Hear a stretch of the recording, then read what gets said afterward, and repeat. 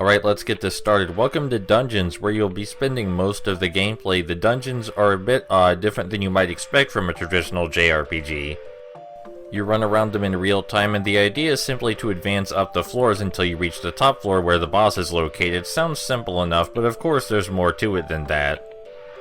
There are many strokes that the game takes from roguelikes, such as traps that you can't see until you step on them that do everything from heal you to teleport you away to increase enemy levels to damage you directly to put you to sleep, and the dungeon layouts are actually randomized as well, so are the item boxes.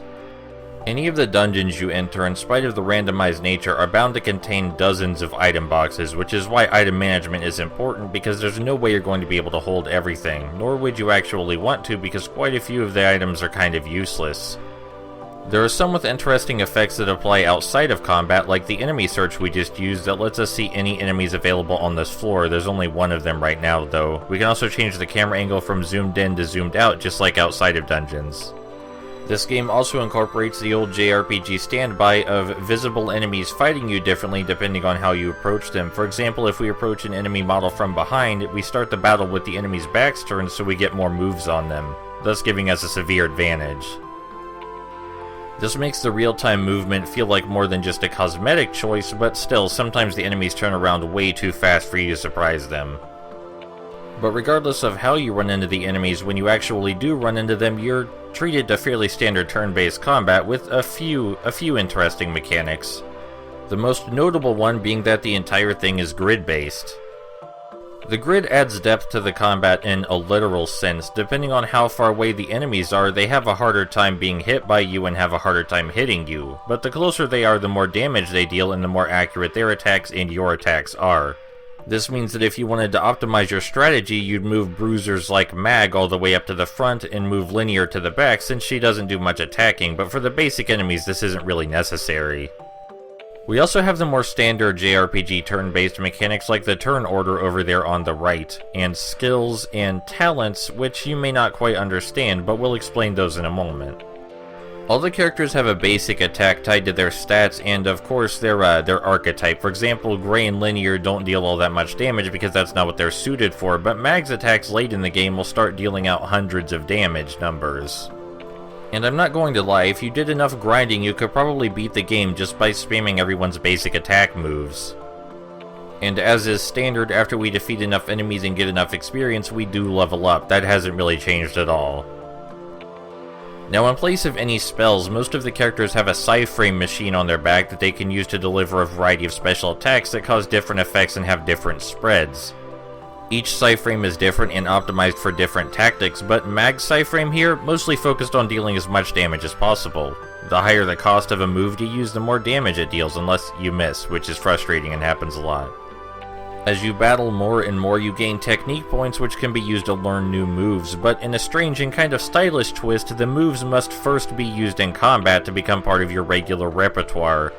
And when you first learn these new moves, you get to do them free of charge, so I prefer to save them for the boss battles when they'll be their most impactful.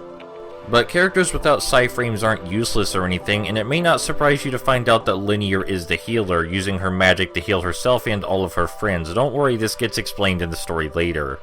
We can also use her healing abilities to heal us outside of combat, so that's super useful. But as for Gray here, he's a technical support character focused on giving buffs and debuffs to other characters, and he has quite a few that he can use on Mag specifically. But for example, he can do things such as wake someone up while they're asleep during a fight, either due to a status effect or, yeah, just a status effect. Gray is pretty much a Swiss Army knife of buffing your characters and getting rid of their negative status attributes.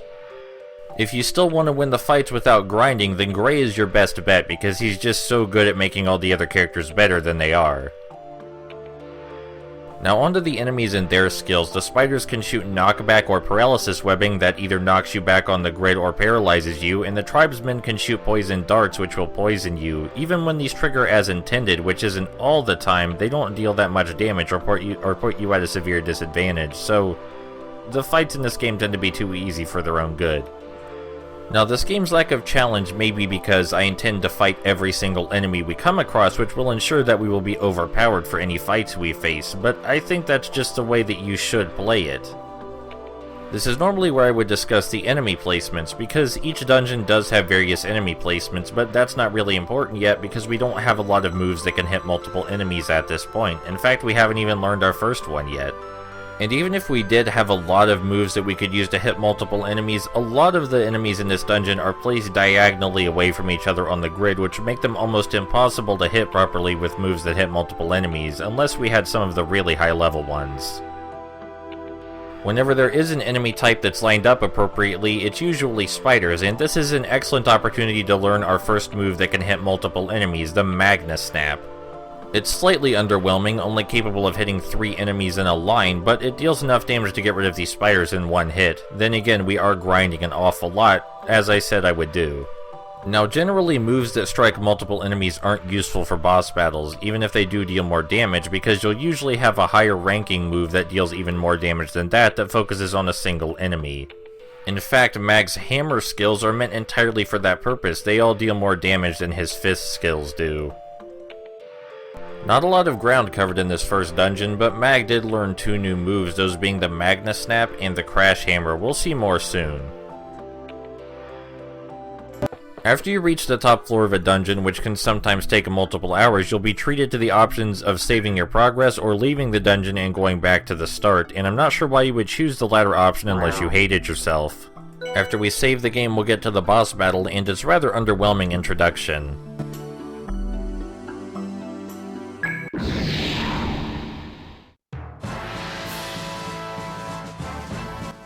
So welcome to the first boss battle. This boss has a lot of moves that can hit all 3 of our characters, and that's really the only defining thing about it. If you wanted me to tell you the difference between Earthquake and that attack where it bounces all around the screen and hits all 3 characters, I can't. So as I said, Gray is the master of buffs and debuffs, and that includes being able to debuff the bosses, such as lowering their attack with some nasty food. Gray's animations are my favorite in the entire game. There's like no contest.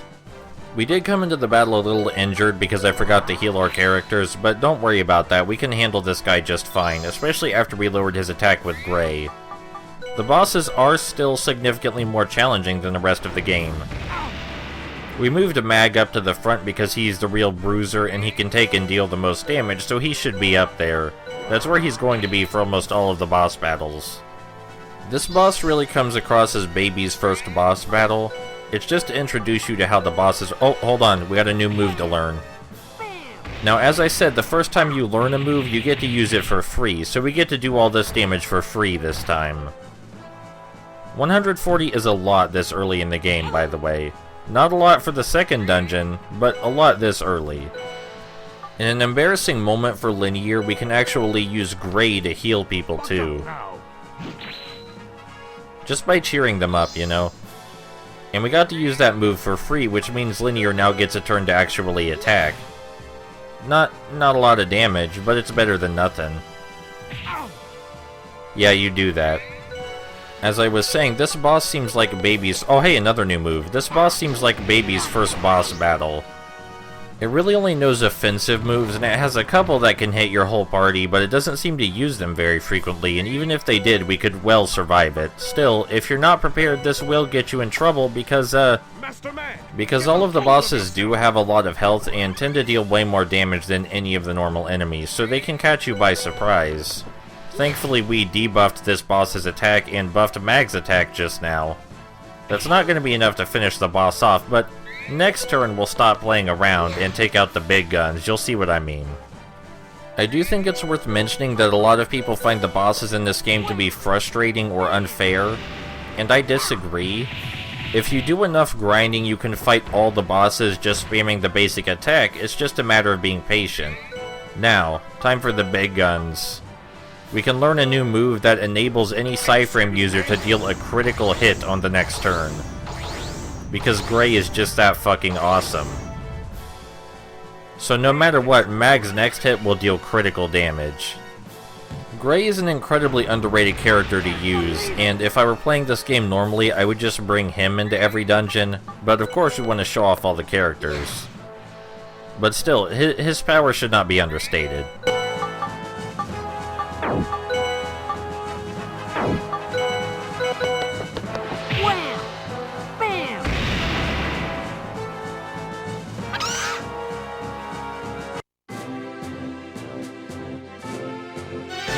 Yes!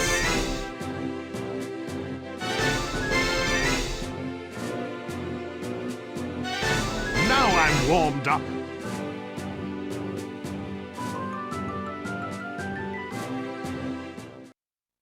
You did it! You cleared the ruins! Congratulations! Mag, you can do something if you set your mind to it. I'm so impressed. You ain't seen nothing yet. Those ruins were a piece of cake. Next time, give me something I can sink my teeth into. Listen to you! I like your spirit, so we'll use you again. Keep up the good work. We're counting on you.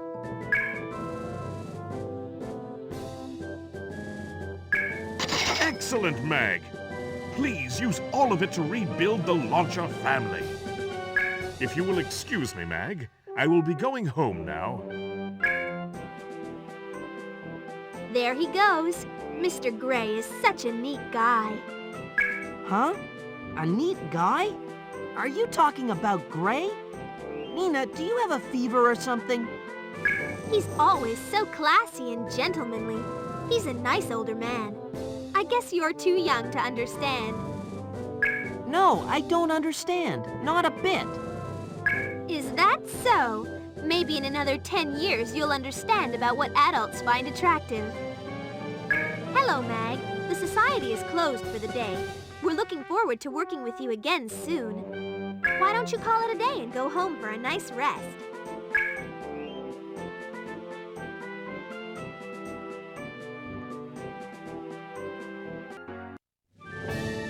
Well done, Mag. Today's adventure was a huge success. See? Didn't I tell you I wouldn't make any more mistakes? I'm darn good when I set my mind to something. Hunting through the ruins like that, you look just like your father. You have set my mind at ease. My father. I wonder how he is. Since Linear's letter, there's been no word from him at all. Ah, yes. I remember that night 1 month after your father disappeared at the ruins. The snow was falling in heavy flakes, and suddenly Linear appeared alone in the doorway. She held a letter from your father. Please, Mag, watch after Linear until my return. I'm depending on you. It's hard to believe that 3 years have gone by since that night Linear first came. It must be something serious that's keeping him away. But he will return. You mustn't lose heart, Mag. Lose heart? No one's losing heart. Father is an adventurer. I'm sure he's on an adventure somewhere. That's the spirit, Mag. You are so grown up now. It seems like only yesterday that I was changing your diapers and washing your sheets in secret from everyone after you wet the bed. Ah, the memories. Those days are gone forever. It's a little sad. Hey, don't bring up old stuff. Are you trying to embarrass me? Man, I don't believe this guy.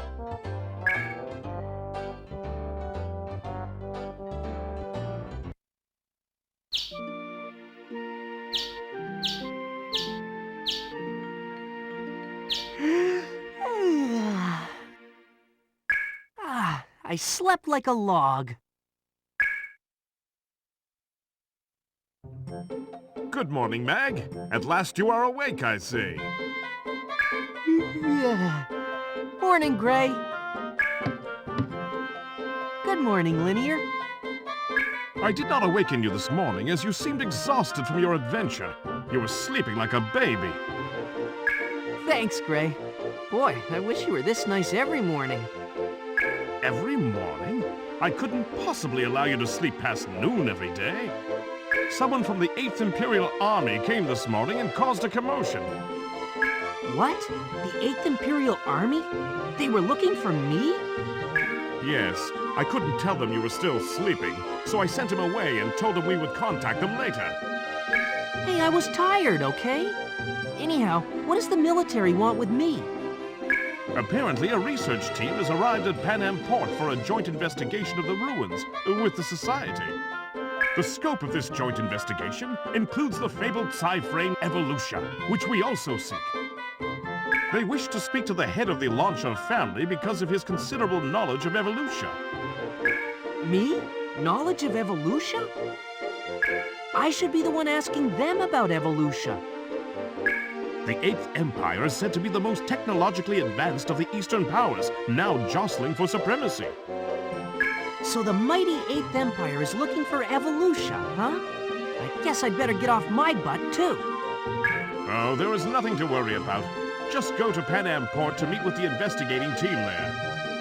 After all, we're talking about Evolutia, the legendary Psi-frame that we launchers have searched 100 years for. Not even the 8th Imperial Army will find it that easily. Of that I assure you. Yeah, I guess you're right. Maybe I will go see them. I'd like to have a look at the 8th Imperial Army. Come on, Linear, let's go.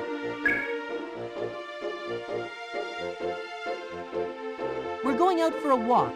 We should be back soon. Take care of things while we're gone, Gray. Very well. Have a good time, Mag.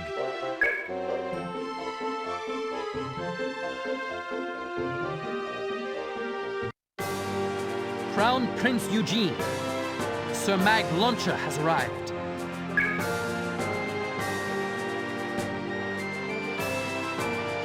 Oh, why are there two of you? I had heard that Asrock Launcher had one son. At least I'm fairly sure that's what the briefing report said. I am the Divine Crown Prince of the Eighth Empire, inheritor and direct descendant of the Leopold dynasty. And I am Supreme Commander of the Eighth Imperial Army, Admiral in charge of the Western Regional Forces. Welcome. The Psi-frame Evolutia has always been a legend. Anyone who knows anything about archaeology, or an adventurer for that matter, would have heard of it. It contains limitless energy, or it can create such energy. There are many legends, all different. We don't know. We don't even know if such a thing ever existed.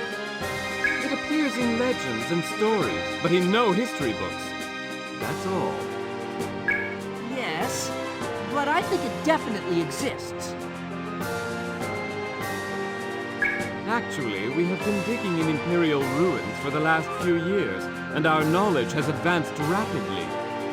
As a result of this, we are quite sure that Evolutia does exist, and that it is right here in the Northrop Republic. That's incredible! I knew it existed! I'll have to start looking for it myself. Well, as you like. We just wanted to get the cooperation of this country's society to do some joint exploration.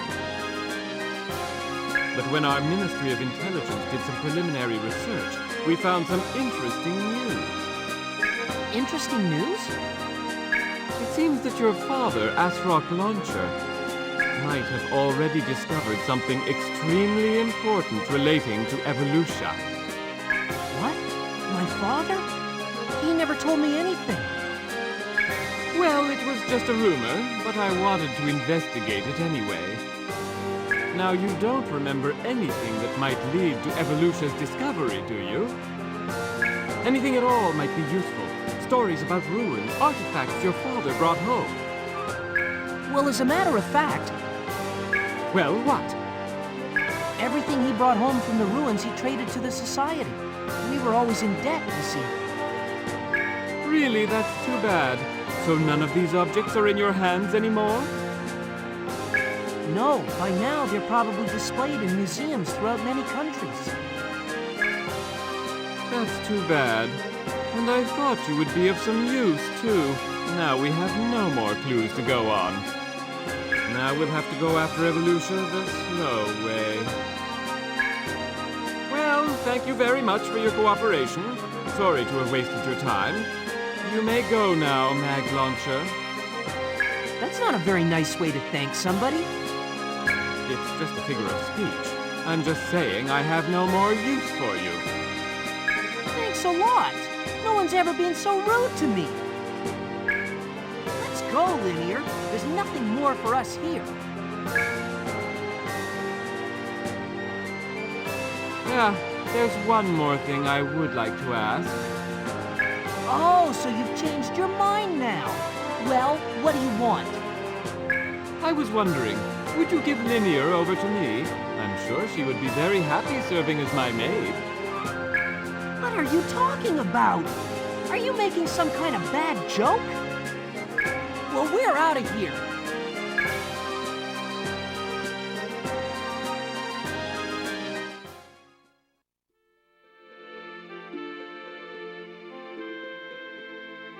We might as well go, Linear. I thought there might be something interesting because it was the army. But when we were done talking, they just told us to get out. Talk about rude. That Eugene guy's really weird.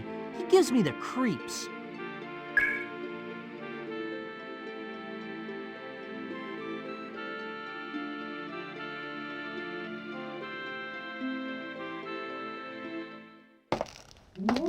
How are things? Is everything going smoothly? Yes, sir. All is according to plan. Output is more stable since leaving port. Sensors are operating normally. As you can see, we are now beginning to pick up both large and small side-frame emissions. This stubborn old thing is finally beginning to work, I see. Good. I have already dealt with the ministries and had negotiations with the Society. Now the game really begins. The silly old men in the Imperial Senate who opposed this plan to the last are about to be proved wrong. Notify the Society. We are blockading the ruins as originally planned. The 8th Imperial Army will supervise. Yes, sir. Understood, sir. But that Linear girl, she was so pretty. I'd love to have her around always. Yes, indeed.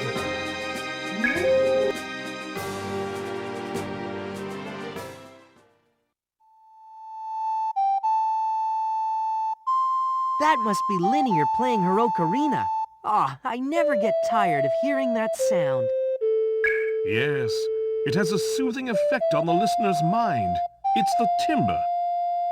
By the way, do you remember when Linear first came to us? Yeah, that was a rough time.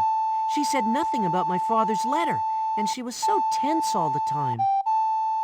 Yes, but when you played the ocarina, she somehow calmed down. After that, she practiced the ocarina every day. It didn't take her long to get better than me. That Linear.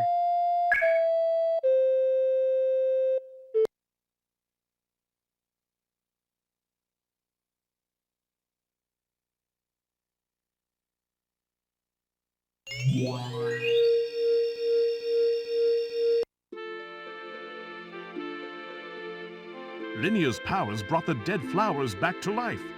Her powers never cease to amaze me. Oh, so that's why the flowers around the house are in bloom all year round.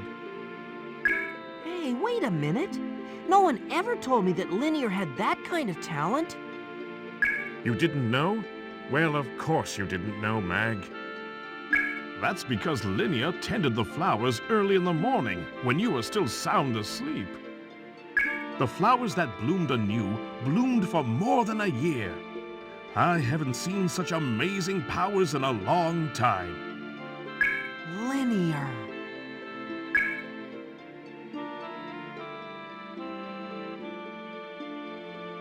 Way to go, Linear. Tell me how she does it. Come on, please.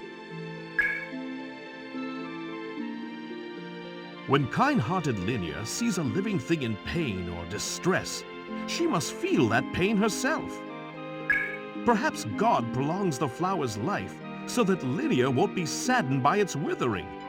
That's my interpretation. But perhaps I am a tad too romantic. Yeah, maybe a little. But still, it's great that Linear has that kind of talent.